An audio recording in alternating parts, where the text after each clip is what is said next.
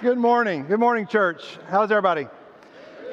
Even though we have a holiday crowd and some folks are gone and some folks are here because of that, you sounded fabulous. Those of you that are joining us online, we are thrilled to have you with us. Some of you may be traveling and watching us online. Some of you may be in the room because you're traveling and you ended up here with family. We're really thrilled to have you, and we're glad that you're here. It is a week going into a week of Thanksgiving, and so because I happen to have the pulpit this morning, I want to express some thanks to you as a church. When I last stood before you, our youth group was in the midst of raising money for Eastern European missions to place Bibles into public schools and universities all over Eastern Europe in a variety of languages. It's a project we've been doing for almost a little over the past decade. And we asked for your help in doing that. Our students raise money, but many of you helped to match that. EEM's stated mission is the Bible. We want everyone to get it. And over this past, since 2013, this is how much money North Boulevard has partnered with the NBYG to give. And I want to say thank you because in 2025, in September, we were able to present a check to Eastern European missions for $25,126. And we want to say thank you. We really want to say thank you. That's the equivalent of about 5,000 Bibles. And I have to believe that in the new heavens and the new earth, someone is going to meet someone in this church and say, I'm here because of a Bible that you put in my hands when I was 7 years old, or when I was just married, or when I was in college. We want to say thank you. And also because I've got the pulpit, I get a chance to promote our next project. For many, many decades, the NBYG has been working to sponsor a toy drive for kids in our community. We partner with Murfreesboro City Schools. The counselors give us names. We have 100 names each night, December 1st, 2nd, and 4th. And we just began, during the break, between first service and second service, transforming the filling station with our toys and decorations. And we're going to have 100 kids on those 3 nights to come and meet a lot of great characters, and also they'll get to go into Santa's workshop and pick out some toys. I love the expressions on faces of these kids as they meet the characters, as they see the toys. It is the highlight of the year, and our students are thrilled. And then on December the 3rd, in addition to being my mom's birthday, my mom and dad are here with us this morning, we're going to celebrate a party with Journeys in Community Living. We'll work with adults with special needs. They show up. We have about 175 that say they're coming on that night. We provide them with a meal, and we have a lot of fun. And I just want to pause for a minute and share with you, this just puts flesh on this story. I didn't share this in first service, I forgot about it, but years ago, the first time we did this, we were all a little nervous because working with children is one thing, working with adults with special needs was going to be a little intimidating for our students. There was one young lady that was there with Journey. She was about 26 years old, I guess, 25 or 26, and she was having so much fun that let me just, as diplomatically as I can say, she was laughing so hard she had an accident. She was very embarrassed. But she said afterwards, I had never had this much fun. When that happened, she was terrified. The students recognized what had happened, and one of the students took their sweatshirt off so that she could wrap it around her waist. Another one ran upstairs to get another shirt from upstairs that she could put on. And 2 students went and began to clean up, and the party just continued on. And what I saw in those students is Jesus saying, whatever you've done to the least of these, you've done to me. And I think about that story. What a strange story to always ponder. But I just think about that moment and how special it is for these folks who are often invisible in our community to show up. I was at Walmart 2 weeks ago. One of my Journeys friends was there. They saw me, I saw them, and they said, Christmas? And I said, we'll see you soon. So they're very excited about being there. And church, I know we're proud of our young people. I certainly am. It's why I've been here doing this for as long as we have. You would be so proud of your students to see them serve and love in this way. And then we do Dollar Day. Our seniors every year take up a collection, some from our toy drive funds and some from our youth group, and we go to Kroger, turn it into Kroger gift cards, and for 2 hours we just sneak around, find folks that we can bless and say, we'd like to love you the way Jesus has loved us, and can we pray for you? And so many prayers happen in the shopping lines at Kroger. So that's coming up. This picture was just taken a couple of weeks ago. Took a few seniors out for our first shopping run for our toy drive. The students show up, and I pull them into an aisle, and I start to say, guys, I want to tell you what is likely going to happen. At some point tonight, I was interrupted. a lady walked up and she said, "What are you all doing?" Because when you have about 10 shopping carts full of toys, it tends to draw attention, especially when teens are pushing shopping carts all over the store. And they said, "What's going on here?" And I told them, and this lady and her husband said, "We want to give to that." They pulled out a $100 bill and gave us $100. They walked away, and the students said, "What were you about to say?" And I said, I was about to explain that at some point tonight, somebody is going to stop and ask what we're doing, and I want you to be prepared to tell them. And it's very likely that they will contribute. It happens every year. And it happened on that night. We filled up several shopping carts. We've already made a couple of trips. And as of first service, our 13,000 goal, we had just gotten over about we were right at $3,000. After first service, we are now somewhere around the $9,000 mark. So it helps to preach on those Sundays, I found out. So when they were looking for a preaching schedule, I said, "Put me down for the 23rd. But if you'd like to help with that, you can take a picture of this QR code and give online. Or if your family would love to shop for a family, you get a star from the table in the atrium. You have today and next Sunday to give.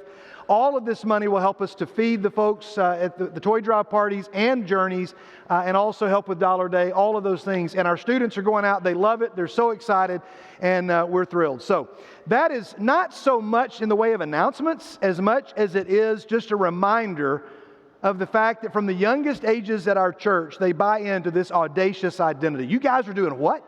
You guys do what? You mean this many teenagers? Teenagers are doing this? They do what? That's the definition of the word audacious identity. I'm going to show you a picture. I just want to see what your reaction is. When I show this picture, if you're of a certain age, you have a reaction. Now, I don't know what your reaction is. I'd love to know your story. And I would love to know when you see it, what's your first memory? What do you think about? Students over here are a bit confused. What is that? I've never seen that. I did find out that there still is one Blockbuster operating in Bend, Oregon. As some of you know, it's operating still to this day. You can rent it out as an Airbnb as well and have access to their video library. That sounds like a lot of fun, a road trip to go to Bend, Oregon and go to the last Blockbuster on the planet.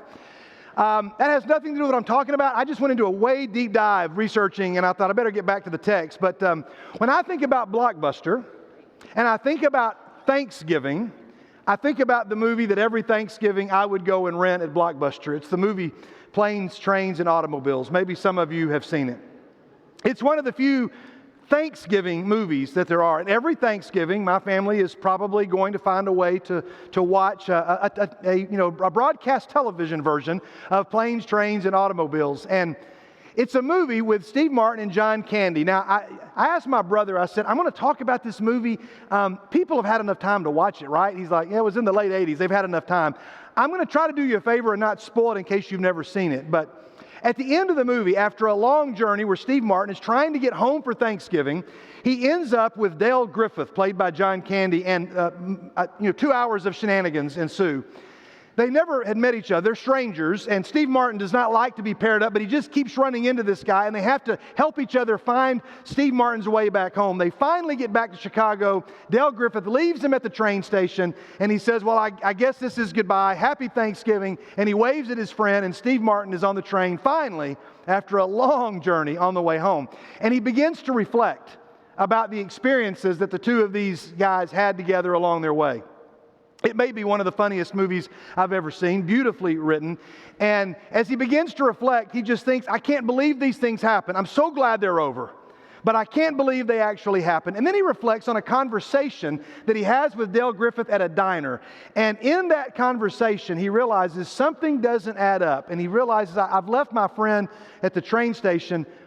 I need to go back. He goes back and he sees Dale. I'm not going to tell you the content of their conversation, but he realizes something, and it leads to probably an expression that I just love this moment in the movie when Steve Martin realizes, despite of everything that's happened, I know what's got to happen. One of the greatest endings in all of cinema history as far as I'm concerned. It's one of my favorite top 3 endings of any movie that I've ever seen. Now, the reason I show that to you is because I think about that movie at Thanksgiving, but I think about the scene when he gets on the subway at the end, and you think he's going home, and their story is done, but Steve Martin begins to reflect on the journey. Well, let me go back to Blockbuster for a second. When you take the movie out of the VCR, you can explain that to them later. you'd go back, and there was always a sticker on the side of the VHS. You all remember what it said, right? It said, "Be kind, please rewind."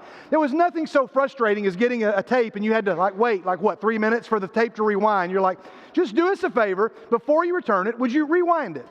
And so, that's the title this morning. Be kind, please rewind.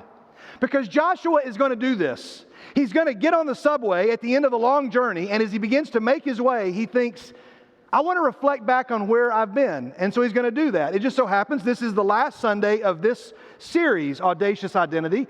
Long study through the book of Joshua. We've not covered every chapter, but if you don't mind, we're going to be kind and we're going to rewind. If you're ready, say, I'm ready. So we're going to get right into our text, and we're going to go through Joshua chapter 24, but we're going to pause along the way to kind of make some applications to where we are today. Let's look at our text. Then Joshua assembled all of the tribes of Israel at Shechem. He summoned the elders, leaders, judges, and officials of Israel, and they presented themselves before God. An assembly much like we have here. Everyone gathers. Joshua is there at Shechem. Shechem is located in a valley between two mountains. You may remember these mountains mentioned in Deuteronomy, the mountains of blessing and of cursing. In fact, in Joshua 8, back earlier in our study of Joshua, Joshua renews the covenant with the blessings pronounced at Mount Gerizim and the curses pronounced at Mount Ebal. We have to go back a little bit to Deuteronomy, and I want you to file this away in your mind. Moses and the elders of Israel commanded the people, keep all these commands that I give you today, and when you have crossed the Jordan into the land the Lord your God is giving you, set up some large stones and coat them with plaster. Write on them all the words of this law when you have crossed over to enter the land the Lord your God is giving you. And you shall write very clearly all the words of this law on these stones you have set up. Okay, if you're going to remember that, say, I'll remember it. All right, lock that away. We go back to our text. Joshua said to all the people. Now we find out that Joshua is very old. He's at the end of his life. He dies at 110. He's certainly over 100, probably near the end of his life when he has this assembly. And here he is reflecting. And what he's going to do is he's going to begin to rewind. Because he says, I'm going to ask you to make a choice, but I don't want just to make a blind choice. I'm not asking you to step out on blind faith. I want to remind you of everything that God has done. This is very similar to what we just did in worship when we sang the song, Goodness of God. I first heard that song. I was speaking at some event. I'd never heard the song. The praise team leads it, and I began to weep standing off stage. The song just undid me. And I just stood there, and everything that I've lived through flashed before my eyes. People in this room, certainly my family, but many of you, many memories flashed, and I was overcome. And I told the praise team, you guys are going to have to lead one more song. Like, I need a moment. And I love that song. It's a song that I walked my middle daughter Annabelle down the aisle to before she was married. And as I walked down, I told her, I said, I'm going to have to not listen to the song, because if I listen to the song, it's going to be over. But I did listen as the violin played the words of this song. All my life you have been faithful. And Joshua says, I want to remind you of everything that God has done. This is him singing the goodness of God. This is what the Lord, the God of Israel says. Long ago, your ancestors, including Terah, the father of Abraham, lived beyond the Euphrates River and worshipped other gods.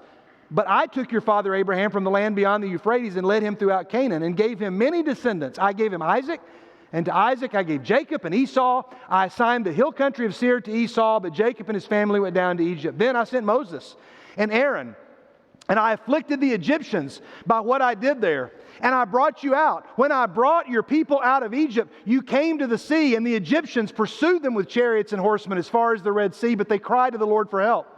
And he put darkness between you and the Egyptians, and he brought the sea over them, and he covered them. You saw with your own eyes what I did to the Egyptians. And then I love this line.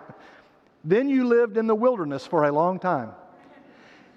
As if God says, y'all remember that? You remember that part? He doesn't shame them. He doesn't heap guilt upon them. He doesn't even point out their sin. He just simply says, and then there was that part where you lived in the wilderness for a long time. I brought you to the land of the Amorites who lived east of the Jordan. They fought against you, but I gave them into your hands. Let me pause, church, because you're going to begin to see a pattern. In fact, I'm going to highlight for you. God says, I brought, I gave, I destroyed, I delivered.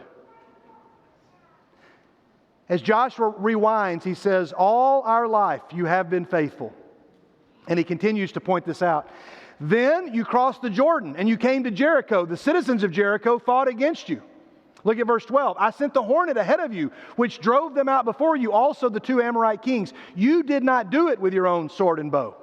So I gave you a land on which you did not toil, and cities you did not build. You live in them and eat from vineyards and olive groves that you did not plant. Now fear the Lord and serve Him with all faithfulness. Joshua says, throw away the gods your ancestors worshipped beyond the Euphrates River and in Egypt, and serve the Lord. Then we get the verse that everyone in the room probably can quote, remember, or probably has displayed in your home. The verse from Joshua that is actually my second favorite verse from Joshua. But it's the verse that everybody knows. But if serving the Lord seems undesirable to you, then choose for yourselves this day whom you will serve, whether the gods of your ancestors or the gods of the Amorites in whose land you are living. But as for me and my household, we will serve the Lord. Now, he doesn't say choose whether or not you are going to worship, because that's not a choice we get to make. Nobody gets to choose that. We are designed, we are hardwired by our Creator to be worshiping creatures. We are hardwired to worship something. We're going to assign worth to something. Everyone, nobody has to choose whether or not you're going to worship. You're going to. But he says, choose this day. And he says to them, if you don't want to throw away your other gods, then you might as well take a mailbox and go and plant it back in Egypt, because that's where your mail is coming. Maybe not the land of Egypt, but you're going to be in slavery just like you were there. So he says, you decide where you want your mail to come. Choose you this day, because he says, if you're not going to throw away those gods, that's as good as going back with your family and planting a mailbox back in Egypt where you came from. I'm just curious. First service proved the point that I was kind of thinking in my head. How many of you have this quote somewhere in your home on display in your house? Raise your hand. At one time, or have had it at one time. A lot of hands. It's a beautiful verse. Some of you have it on a chalkboard as you walk in, or above the mantle. A place of prominence where everyone who comes in your house and everyone who lives in your house will know. Every day we have to make that choice. Our text continues.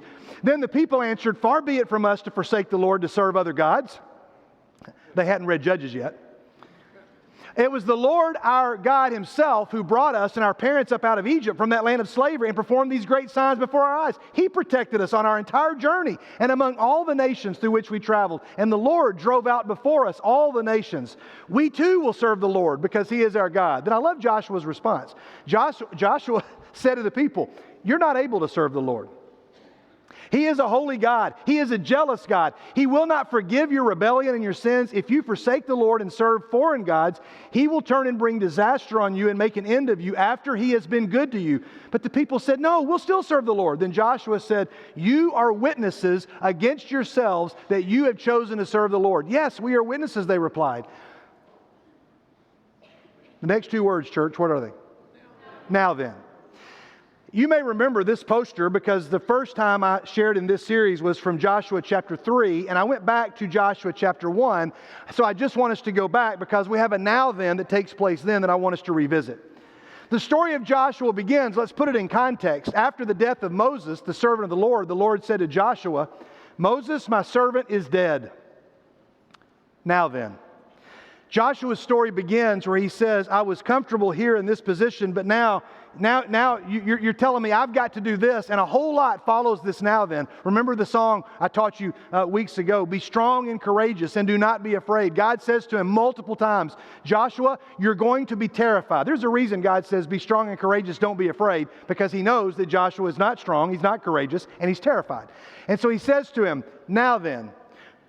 So now we're at the very end of the story, and we get another now then.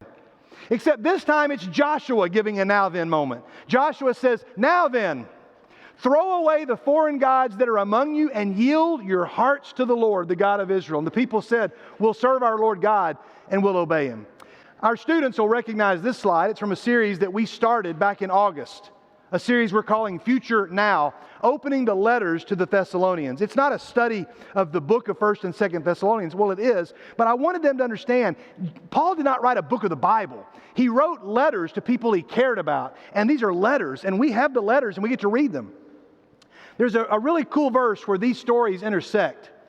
Our students, you guys will remember, in Thessalonians, Paul is away from them, writing how badly I want to come back and visit you. He's been run out of town for fear of his life, but he thinks, I don't want them to think I abandoned them.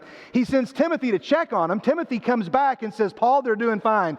And Paul says, you became a model to all the believers in Macedonia and Achaia. The Lord's message rang out from you, not only in Macedonia and Achaia, but your faith in God has become known everywhere. What is it that makes their faith get to be known everywhere?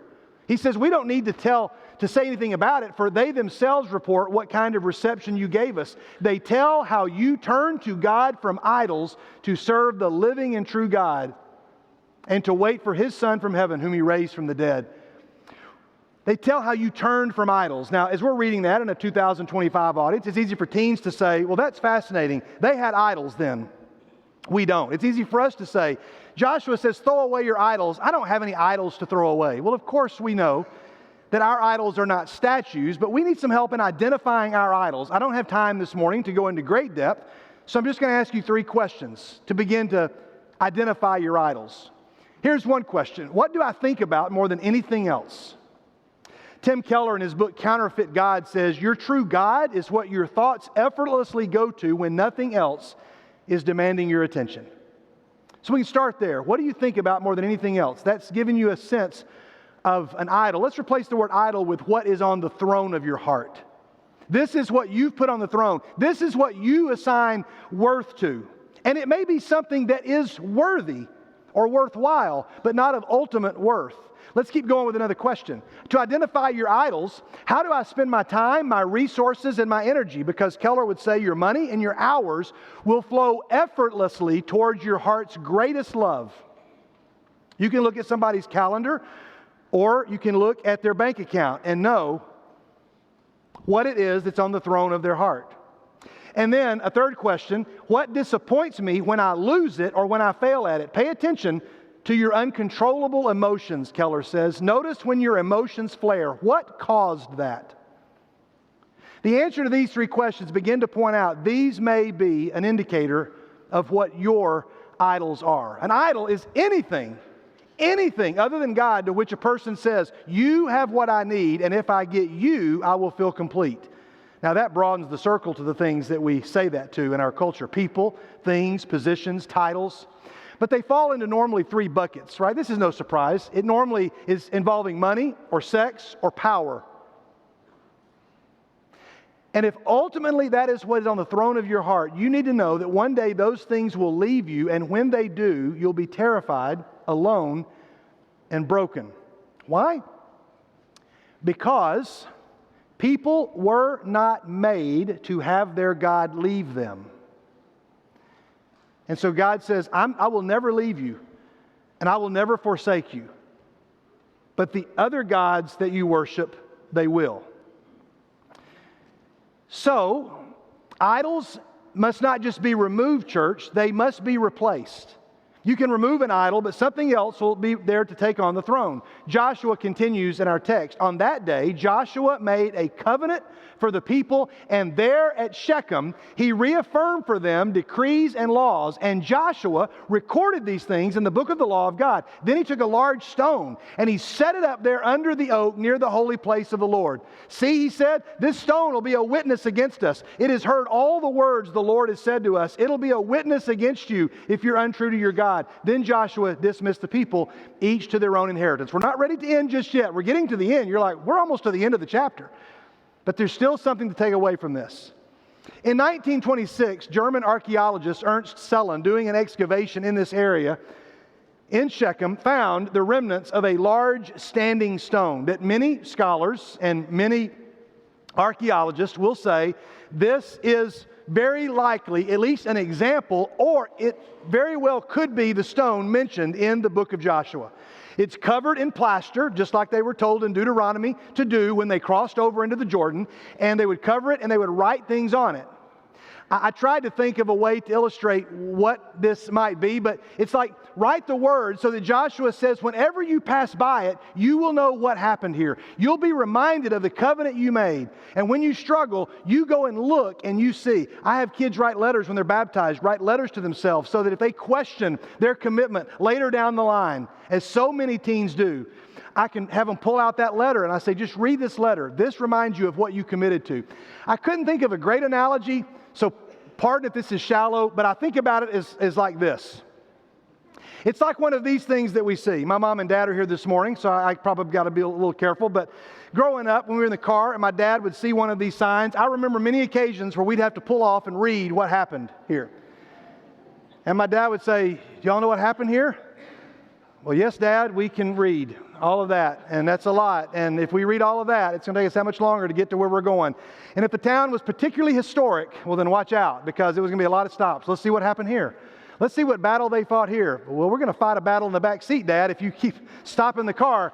And this is those moments where Joshua says, I want you to remember it was on this spot that you made this commitment. Remember when you said that you were going to devote yourself to the Lord. So Joshua says, let's continue to rewind. And now I'm going to show you, church, my favorite verse in all of the book of Joshua. You're like, it's not choose you this day whom you will serve. I love that one.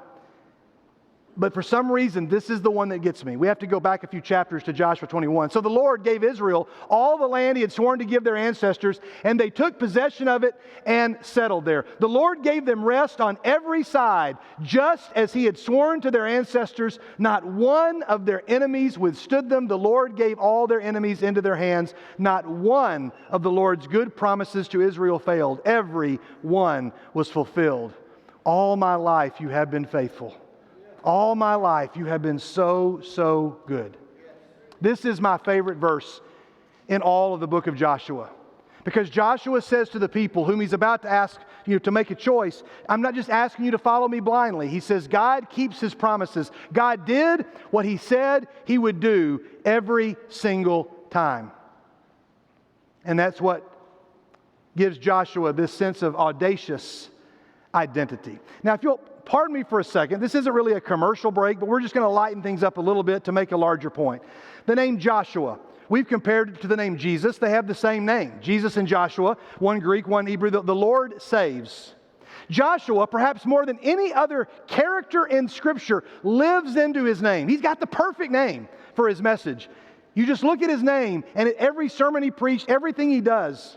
So, do you know somebody like this? Do you know somebody has a name that so beautifully describes what they do? I showed our students these a couple of weeks ago. They fit here, but I want to make a larger point. So let's have a little fun with this. For example, the guy who works in the kitchen is a chef, and his name is Tom Kitchen. Perfect job, right? Perfect for the job. Or the lady that works down at the airport, Fiona Lander. That's a great occupation for her. Or the meat manager market, Brad Slaughter. I mean, what else is he going to do, right? Or the guy that works down at the logging plant, Todd Cutright. That's a perfect name. Or what about the guy at the Water Research Center, Andrew Drinkwater? Or a Samaritan volunteer, Alan Toogood. Or you've got the McCracken Chiropractic Clinic. Like, right? I mean, what's that guy going to do? Or the Dr. Ashley Seawright, eye specialist. Or the Achu Medical Practice. I mean, this guy's born to be a doctor. My favorite, though, is the dentist. Check out all the dentists right here at the end. Rachel B. Pullen. Rachel B. Pullen. I mean, we know what she's going to do. Wilbert Ulysses Bookendorf was born to be a librarian, right? Or you're in trouble if your lawyer is Sue You. Usain Bolt, the fastest man alive. It's just ironic that's his name. Now, unfortunately, you have this lady here. Notice this is the winners of the women's 400-meter hurdles in the Olympics. Notice who came in last place. Well, of course, her last name is Stumbalova. And then you've got Brad Crumblehome. You don't want that guy building your house. Or who's going to vote for Oliver Loser? Or go down to the Apple store and work with Samsung specialist. Then you got a police officer named Rob Banks. That's problematic. Or the arsonist named John Burns. But don't worry, he's going to be stopped by Lieutenant Les McBurney of the fire department. But I think my favorite one of all time, I don't know if this is true. I have a hard time believing it is true. But this guy's a taxi driver. He's born to be a taxi driver. What is his name? pick up and drop off. Like, what else is he going to do? Like, when you have a name, like, you know, this is what I have to do. Okay, so we laugh because we're like, oh, those are so perfect. You realize you have a name. You wear the name of Christ. Christian or Christian, a word that means follower of Christ. And so we have to ask, do you live into that name? Does somebody say, that is Sam Parnell, Christian? And everybody, oh, of course. Of course he's a Christian, because that's what he does. Do you live into that name? This word has two pronunciations. When you first see the word, you probably think of the verb to appoint and send with a commission, to delegate. But as a noun, we pronounce it delegate, one who is sent for a purpose. It comes from a word that we don't use a whole lot in our culture, the word legate. A legate is an official representative of a ruling authority sent to a foreign country. The French said you have a bunch of legates and you form a legacy. A legacy is a body of persons sent on a mission to represent a ruling authority to a foreign land. Now, we all know the word that we use in English that comes from this word, but I want us to think about these definitions for a moment. I want to show you a picture of some of my friends. Teens will recognize some of these guys from Impact and other events. Buster Clemens is my youth ministry mentor. Some of his relatives attend church here. My friend Todd and Tim and David and Rocky. We meet every year for about 2 or 3 days. We just met Monday, Tuesday, and Wednesday of this week. And between the 6 of us standing in this picture, it represents 175 years of youth ministry. That's a lot of pizza, y'all.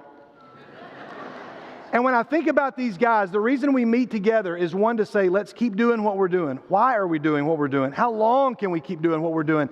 And what is the reason? And the reason is not because God gifted us with the skills to be youth ministers. It's because He gave us giants on whose shoulders we stand to do our job.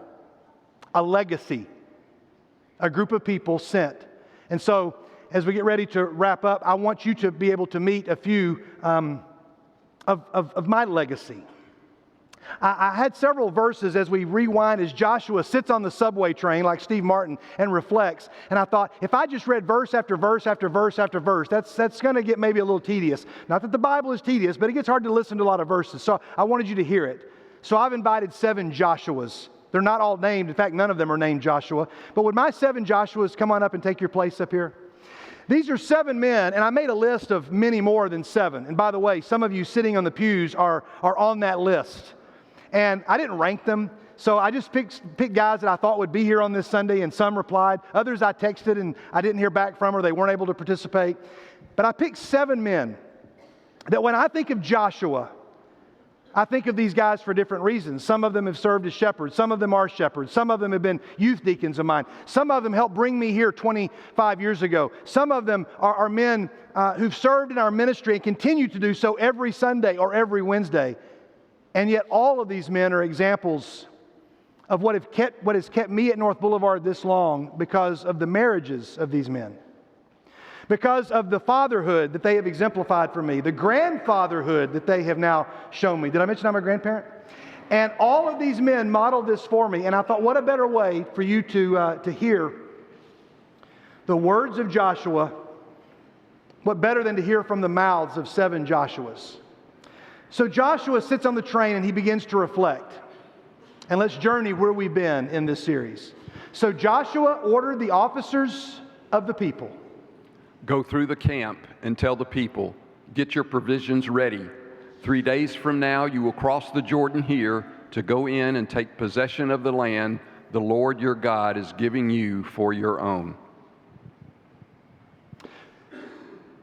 Remember the command that Moses, the servant of the Lord, gave you after he said, the Lord your God will give you rest by giving you this land. Joshua told the people, consecrate yourself, for tomorrow the Lord will do amazing things among you. Do you remember that moment in the story? Do you remember the voice of the old man standing in front of them, telling them what was going to happen? Joshua 4, he said to all the Israelites, in the future, when your descendants ask their parents, what do these stones mean? Tell them, Israel crossed the Jordan on dry ground. For the Lord your God dried up the Jordan before you until you had crossed over. The Lord your God did to the Jordan what he had done to the Red Sea when he dried it up before us, before we all crossed over. He did this so that all the peoples of the earth might know that the hand of the Lord is powerful, and so that you might always fear the Lord your God. The seventh time around, when the priest sounded the trumpet blast, Joshua commanded the army, shout, for the Lord has given you the city and all that is in it are to be devoted to the Lord. And then from Joshua 23. The Lord has driven out before you great and powerful nations. To this day, no one has been able to withstand you. One of you routs 1,000 because the Lord your God fights for you just as he promised. So be very careful to love the Lord your God. After a long time had passed, and the Lord had given Israel rest from all of their enemies around them, Joshua, by then a very old man, summoned all of Israel, their elders, leaders, judges, and officials, and he said to them, I am very old. You yourselves have seen everything the Lord your God has done to these nations for your sake. It was the Lord your God who fought for you. Do you hear what happens when you rewind the story and you see these moments? And then Joshua says, in light of all that, what other choice do you have? Every day when I work with these men or see these men and many others, men and women sitting in this room, I just was privileged to invite these guys to represent the Joshuas in my life. Because these are men who have said through their marriages, through their relationship with their children, grandchildren, in some cases great-grandchildren, with their church, with generations of young people, and leading God's people in the kingdom in other ways. Choose you this day whom you will serve. But as for me and my house, all these men have said, we will serve the Lord. Thank you, gentlemen. You can have a seat. Thank you. So now that you've heard from them, all of those statements, again, echo, God keeps his promises. God did what he said he would do. And then Joshua 24, after these things, Joshua, son of Nun, the servant of the Lord, I love that it says that instead of the leader of the people or the head guy or the main guy in charge. The servant of the Lord died at the age of 110, and they buried him in the land of his inheritance.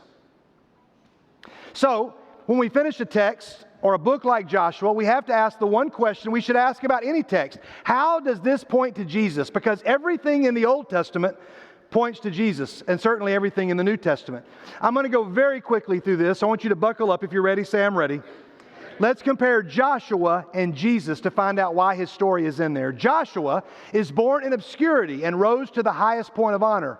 Jesus, born in obscurity and rose to the highest point of honor. Joshua was faithful to him who sent him and faithfully carried out the work that God gave him to do. Jesus was faithful to him who sent him and faithfully carried out the work that his Father gave him to do. Joshua led the people through the Jordan River and into the Promised Land. Jesus was baptized in the Jordan River at that spot of crossing and foreshadowed our own crossing into promise through the water. Joshua brought to the people of God deliverance from their enemies. Jesus brought to the people of God deliverance from the enemy. Joshua made a promise to save Rahab, even though she was undeserving. Jesus promises to offer salvation to us, though we are undeserving. Joshua led God's people into their temporary inheritance on earth, the Promised Land. Jesus will return to lead God's children into the land of everlasting promise. Joshua lived as an example to point other people to God. Jesus lived as an example to point other people to God and then raised from the dead to prove he was the Son of God. Joshua called people to decision. Jesus calls his people to decision. Jesus is the greater Joshua. When Tim Keller, before he passed away, he was doing a series that was fascinating. It was the gospel in every book of the Bible. He would take a book of the Bible, starting in the Old Testament, and would lead to how does it point to Jesus. Nehemiah comes from royalty in the palace and comes and dwells among the people. Jesus is the greater Nehemiah. Esther risks her life to step out and offers to even give her life on behalf of her people, the Jews. Jesus is the greater Esther. Jonah spends 3 days in the belly of the fish. Jesus spends 3 days in the belly of the earth. Jesus is the greater Jonah.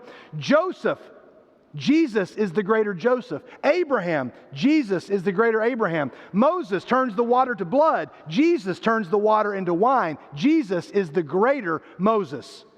And just like all the other stories, Jesus is the greater Joshua. That's why we study the story of Joshua. There's a verse that many people would kind of throw away at the end, and we can't wrap up without at least mentioning it. And Joseph's bones, which the Israelites had brought up from Egypt, were buried at Shechem in the tract of land that Jacob bought for 100 pieces of silver from the sons of Hamor, the father of Shechem. This became the inheritance of Joseph's descendants. Don't overlook this. How cool this is that Joseph, way back, let's rewind again, in Genesis, then Joseph said to his brothers, I'm about to die, but God will surely come to your aid and take you up out of this land to the land he promised an oath to Abraham, Isaac, and Jacob. And Joseph made the Israelites swear an oath and said, God will surely come to your aid, and then you must carry my bones up from this place. It gets a shout out in Hebrews, Faith's Hall of Fame. By faith, Joseph, when his end was near, spoke about the exodus of the Israelites and gave instructions concerning the burial of his bones. How cool that this moment where Joseph says, one day we will no longer be in Egypt, we'll be in the promised land, and I want to be there with you even though I'm no longer going to be alive. I want you to take my bones and I want you to bury them there. And we see that, and that becomes the legacy. A legacy we know as anything of value, tangible or intangible, handed down from one generation to the next. It's been said that your legacy is what you leave to those who come after you, so they can expand the impact of you that you left to them to take further than you. So don't succumb to living your life only for you.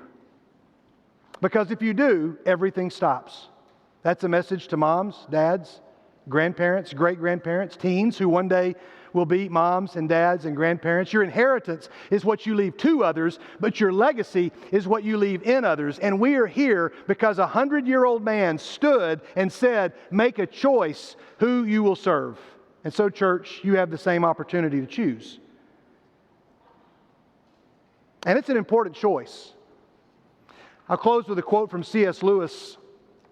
C.S. Lewis worded it this way in his book, Mere Christianity, a book that I believe every human should read, every teen should read before they get out of high school. They should read it again when they're in college, and then you should read it again when you become a parent. People often think of Christian morality as a kind of bargain in which God says, if you keep a lot of rules, I'll reward you, and if you don't, I'll do the other thing. But Lewis says, I don't think that is the best way of looking at it. I would much rather say that every time you make a choice, you're turning the central part of you, the part that chooses, into something a little different from what it was before. And taking your whole life as a whole, with all of your choices, all your life long, you are slowly turning this central thing either into a heavenly creature or a hellish creature. Either a creature seeking to be in harmony with God or else into one that is at war with God. To be the one kind of creature is heaven. That is joy and peace and knowledge and power. And to be the other means madness, horror, rage, and eternal loneliness. Each of us at each moment is progressing to the one state or the other. But if serving the Lord seems undesirable to you, church, then choose for yourselves this day whom you will serve. But as for me and my household, we will serve the Lord. We're going to share in communion, church. It's time for you to get on the subway and begin your journey home, and as you do, reflect and rewind everything that's happened along the way. And that may help you when it comes time to make a choice before we leave this morning. Let us stand and let's sing.